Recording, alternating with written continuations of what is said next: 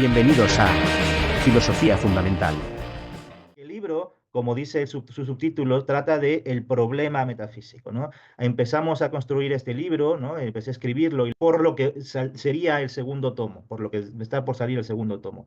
Porque detectando que en efecto se requiere de otra manera de filosofar, de que hoy, como empiezo el libro, la filosofía está mortecina, la filosofía está muy mortecina, lamentablemente, creo especialmente que es por cómo filosofan. Es decir, no basta con simplemente voy a filosofar, no, no, ¿cuál es la pregunta por el método, ¿no? Y esto, como hemos visto en otras sesiones, pues muchos filósofos se lo han preguntado, ¿no? Y en ese sentido, el problema del método lo que muestra es que hacía falta detenerse en la manera de filosofar.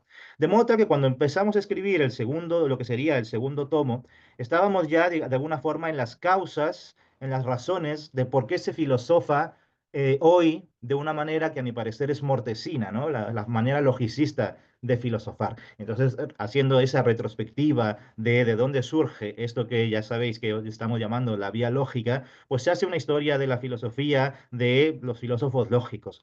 Pero claro, el problema de por qué o sea, ¿por qué estas formas de filosofar tradicionales hoy, sin embargo, no terminan de cuajar?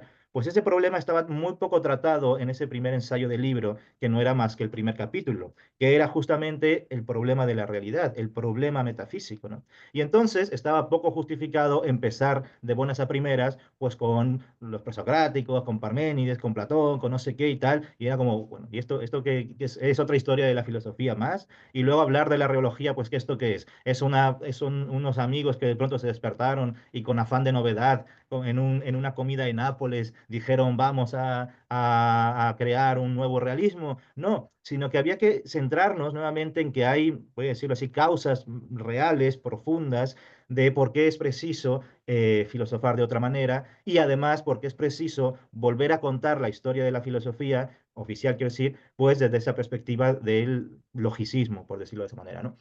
Y entonces, claro, ese primer capítulo empezó a engrosarse porque dentro de ese problema de la realidad, pues había un montón de problemas más que son precisamente ese motivo de por qué filosofar de otra manera. Y ese es el primer tomo, es el problema, presentar el problema. Si vosotros os fijáis en el índice del libro, todos los capítulos se llaman el problema de algo, el problema de algo, el problema de algo. Hay respuestas, naturalmente, porque ya hemos trabajado estos problemas, están en artículos, están por ahí y por allá, y entonces, claro que vamos adelantando, aunque sea parcialmente o someramente o rápidamente, respuestas. Pero lo importante era presentar los problemas, por qué es necesario, pues, filosofar de otra manera. Y en esa medida, todo el libro es, pues, justamente presentaciones de problemas, un problemático, ¿no? Y es por eso el problema metafísico. Un problema metafísico que, como sabéis, en el primer capítulo se expone de alguna forma el problema del que pende todo lo demás, que es el problema de la realidad.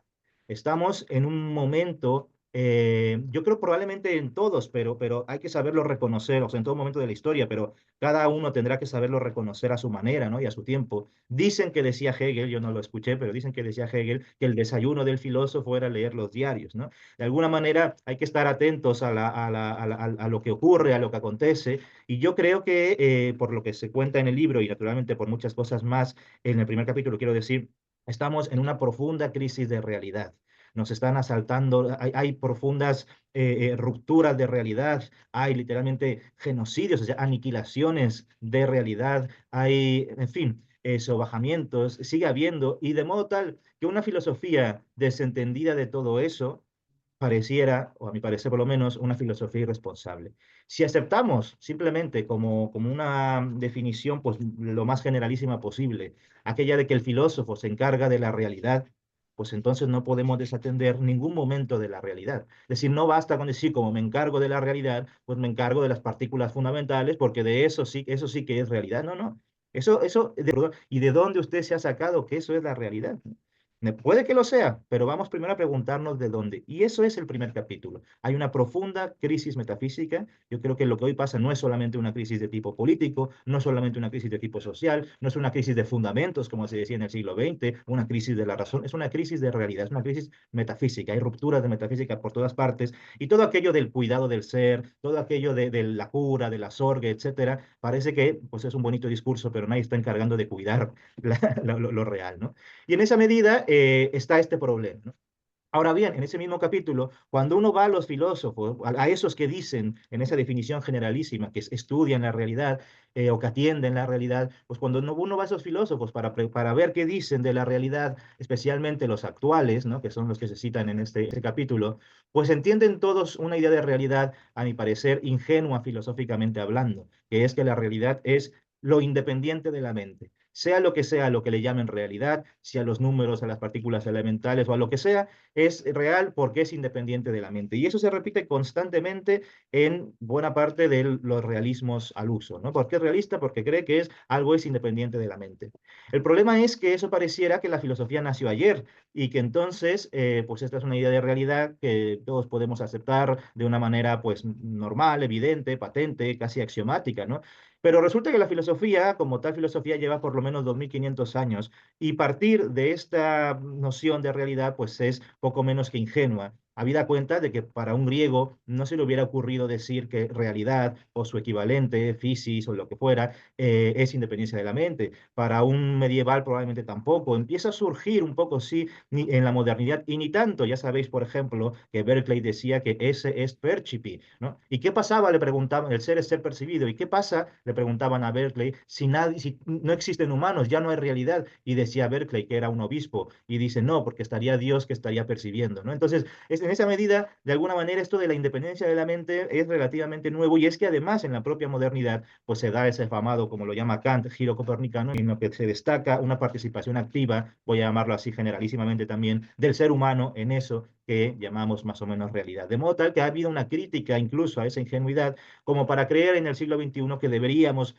todo eso, ponerlo entre paréntesis o hacer como si no hubiera existido e ir a aquellos momentos precríticos en los que se creía que la realidad era independiente de la mente.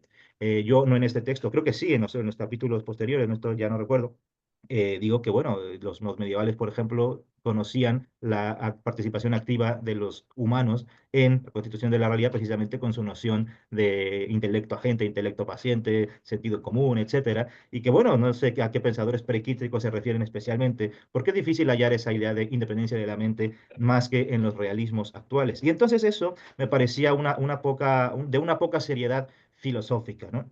De algún crítico de cine escuché decir en persona que él creía que para que una película fuese buena tenía que dialogar con la historia del cine.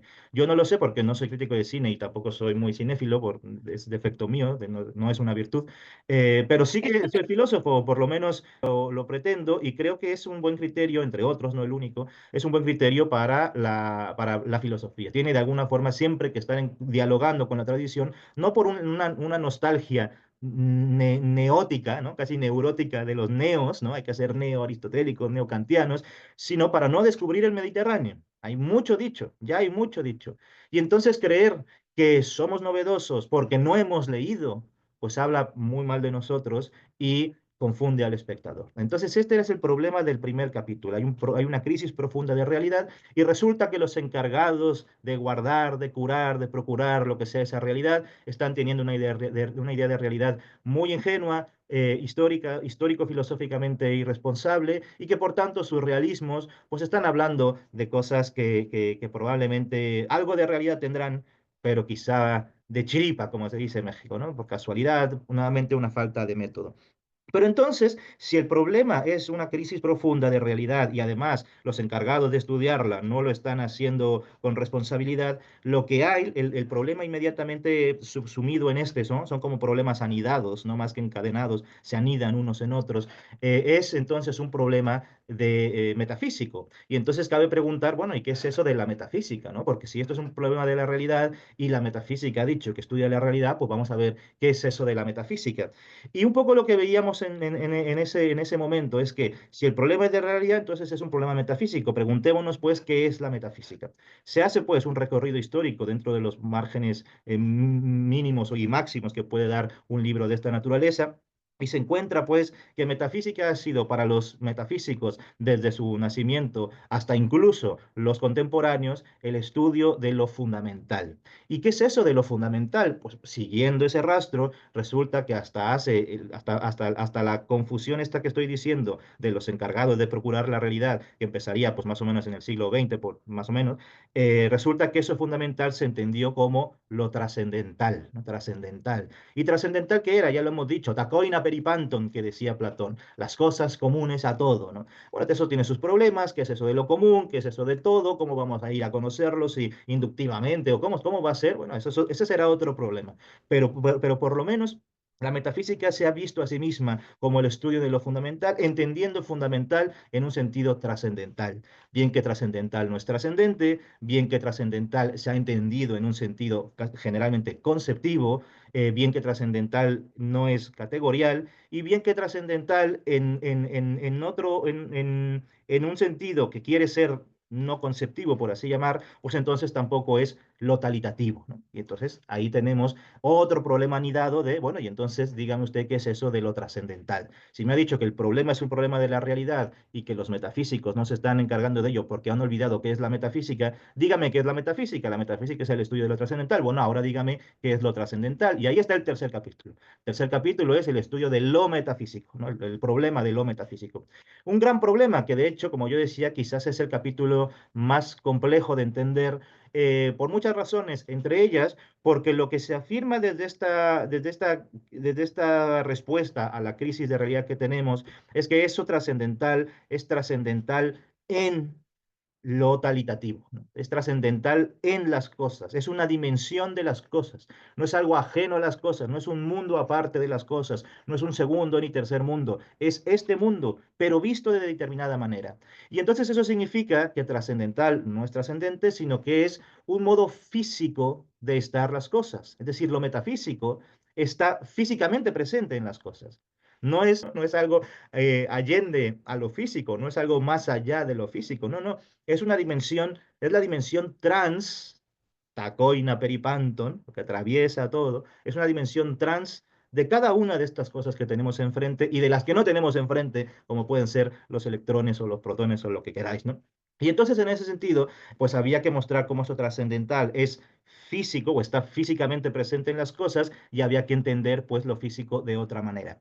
Decía que entre otras razones este capítulo es complejo porque ya lo que acabo de decir es complejo, pero es que además cargamos pues porque siempre cargamos con una mochila a cuestas, como Robinson Crusoe, y en este sentido, pues cargamos con la idea de físico, pues como una especie de preconcepto, de prejuicio, prelogos sobre lo que físico ha de significar y ha de ser. Y por tanto, pues leer ese capítulo desde esta mochila, pues genera otros problemas añadidos que no son estrictamente problemas al interior del texto, sino más bien problemas de corte hermenéutico, es decir, de que la gente de interpretación no ha hecho la labor de poner entre paréntesis sus preconceptos a fin de entender lo que el propio texto quiere decir, lo cual también de alguna forma es normal, pero que es una exigencia hermenéutica. La hermenéutica no viene a decir que solamente que no haya hecho solo interpretaciones, no, quiere decir que esas interpretaciones tendrán que ser lo suficientemente cuidadosas para averiguar lo que el texto en cada caso quiere más o menos significar, ¿no?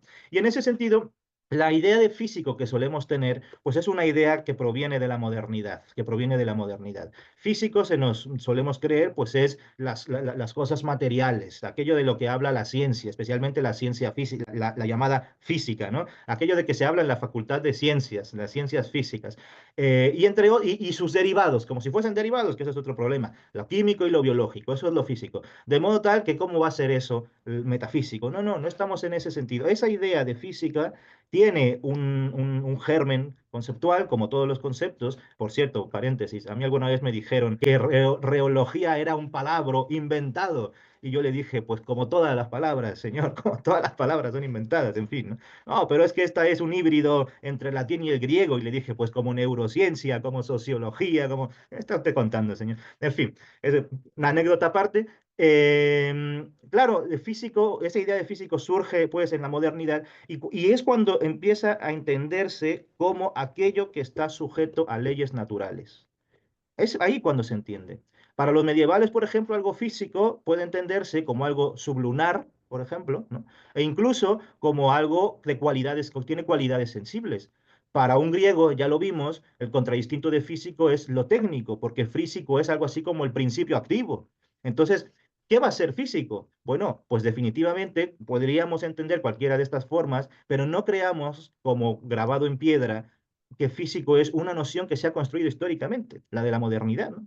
De modo tal que si este concepto, esta palabra, esta noción de físico ha sido creada, como todas las palabras, y por tanto ha sufrido vaivenes, para bien o para mal, semánticos, pues nada nos impide que nosotros, utilizando justamente esa historia de del concepto de la noción, pues podamos resignificarla, no al modo griego, pero sí muy inspirado en lo que físicos quiere decir en griego. No al modo griego, porque el modo griego, lo técnico no es físico, ¿no? Pero para nosotros, hoy pensaríamos quizás que sí, ¿no? En definitiva, había que depurar ese concepto, mejorarlo para que no se lo queden un campo semántico que conviene a unos, pero que luego tampoco es verdad que en nuestra praxis cotidiana lo entendamos así, ¿no?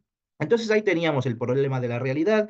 Resulta que los que se ocupan de ella, los metafísicos, son irresponsables, ingenuos con su propia historia, con su propio saber, con su propia ciencia. No saben, como si un físico no supiera ecuaciones diferenciales, ¿no? No sabe física, no puede hacer física, ¿no? Entonces, había entonces pues que aclarar conceptos básicos de la metafísica y en ese sentido también aclarar qué es lo metafísico.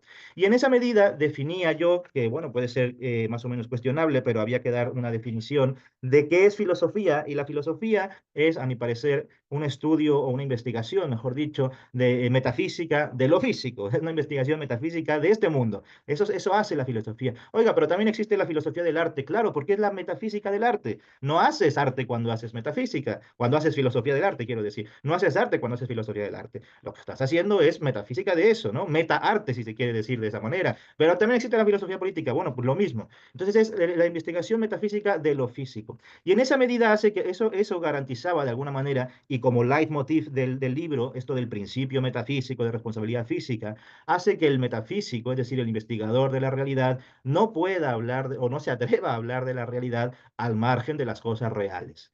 Es decir, la metafísica va a hablar de lo físico, pero desde la perspectiva del meta. Ahí está. Por eso es metafísica. Y en ese sentido, bueno, había también que definir, pues entonces, ¿qué es metafísica? Pues metafísica es, más o menos ya está dicho, la investigación de lo físicamente trascendental. ¿Sí? Vamos a investigar lo trascendental, como se ha dicho en toda la historia de la filosofía, pero hay que recalcar ese adverbio porque a guisa de no haberlo dicho explícitamente o de no haberlo dicho todos explícitamente, ha habido problemas de método. Precisamente, si el adverbio cómo investigar lo físico, físicamente, perdón, sí, lo metafísico, es decir, físicamente, pues a guisa de ocultar ese adverbio, pues nos encontramos con el problema de cómo hacerlo. Y ahí está el cuarto capítulo, que es justamente el problema del método. Y ahora, ¿cómo investigamos eso físicamente trascendental? Ahí está el método. Método en griego, como sabéis, es un camino entre, es methodos. ¿Qué camino vamos a seguir entre las cosas entre las que ya estamos para investigar esas cosas entre las que ya estamos, ¿no?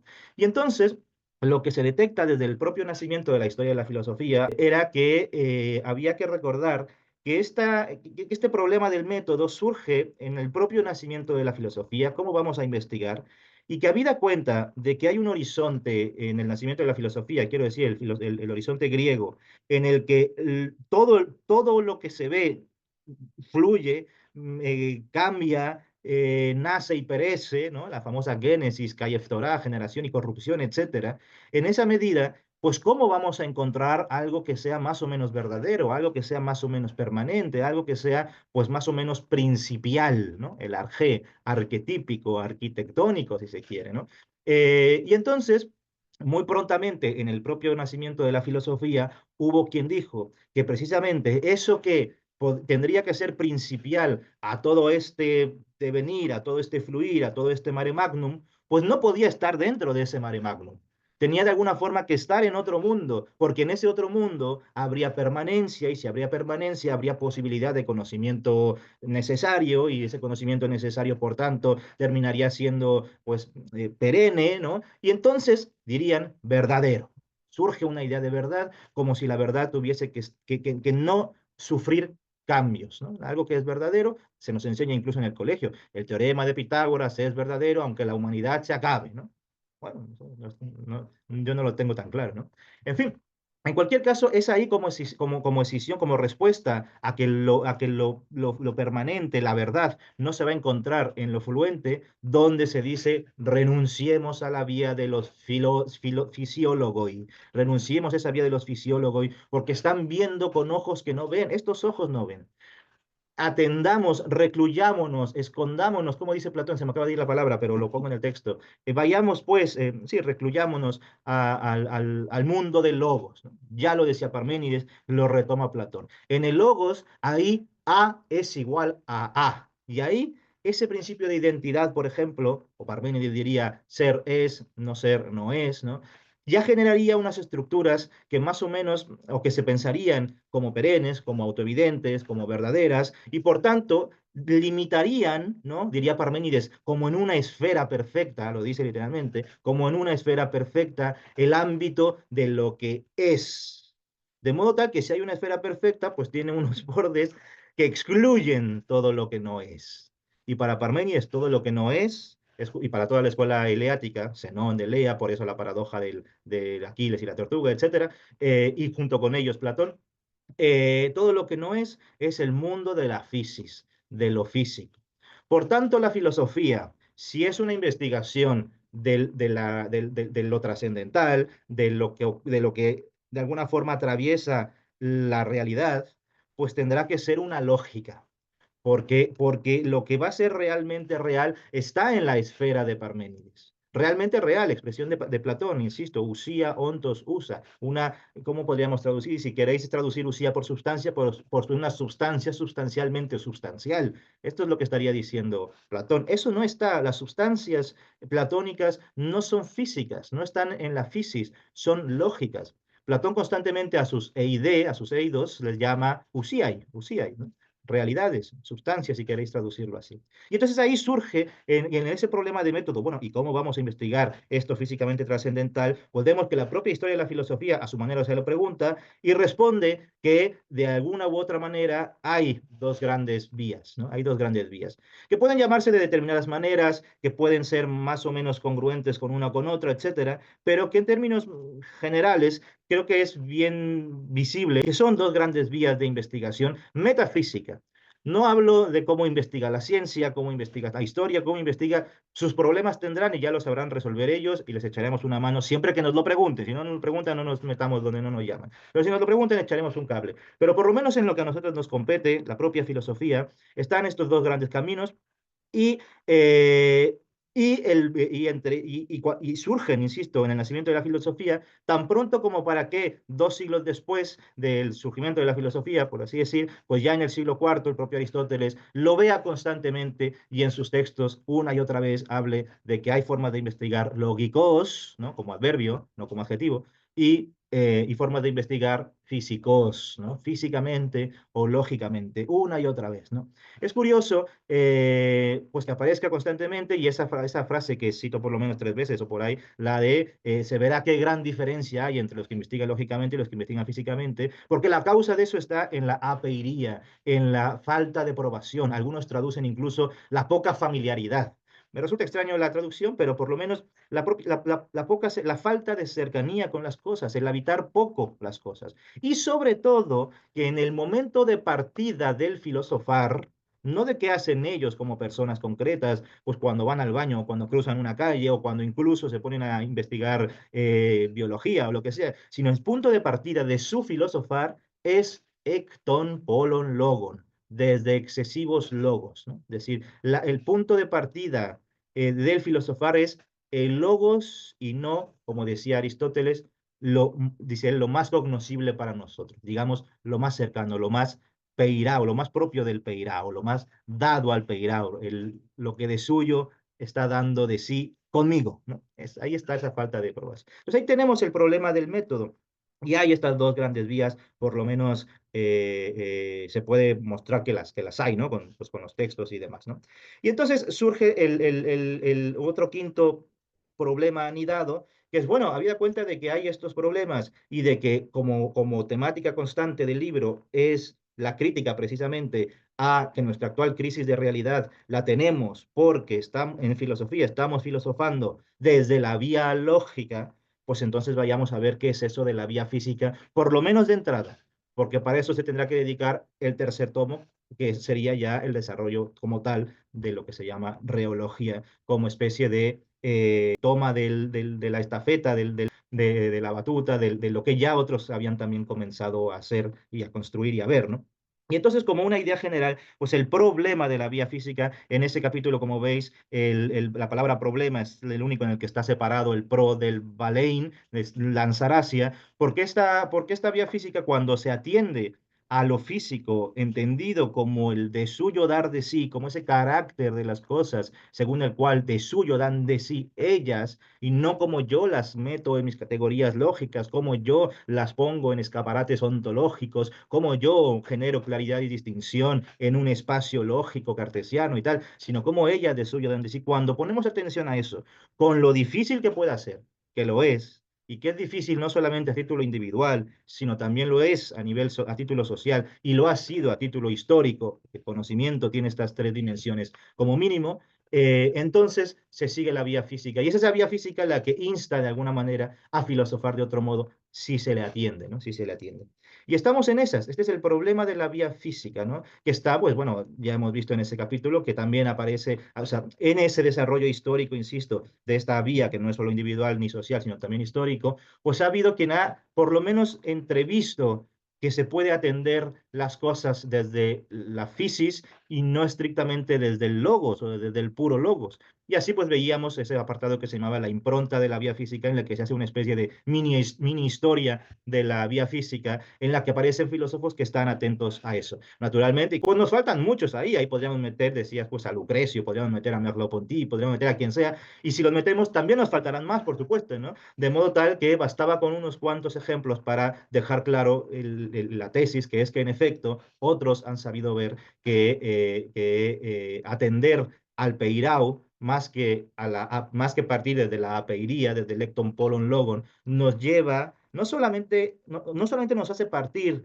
desde premisas distintas, y por lo tanto, no solamente los mecanismos que se toman desde esas premisas también son distintos. En unos son lógicos, en otros son dinámicos, ¿no? La lógica de la investigación versus la dinámica de la investigación, sino que además no solamente las premisas de los mecanismos, sino sobre todo las conclusiones son distintas, tanto que incluso son excluyentes y muchas veces en esa exclusividad precisamente son hasta peligrosas.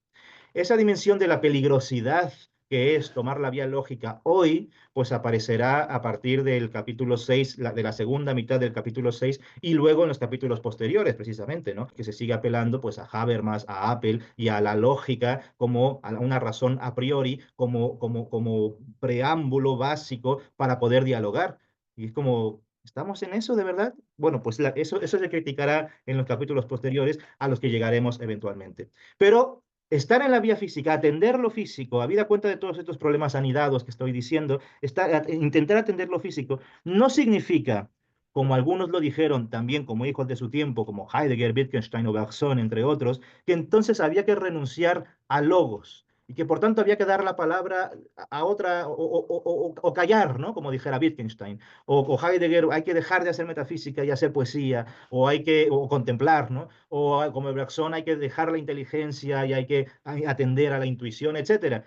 Lo dicen por un hartazgo precisamente del logicismo, pero decíamos nosotros, atender la vía física no implica abandonar el logos, implica un trabajo filosófico muy fuerte, muy arduo, poco valorado incluso si queréis, pero necesarísimo hoy en día, que es reconstruir el logos, pero físicamente, y no hacerlo desde esa aparente espontaneidad del logos que creyó, por ejemplo, la modernidad, en la que se decía literalmente que la razón era una razón espontánea, es decir, que no tiene un basamento previo, físico, y que su actividad no depende más que de sí mismo.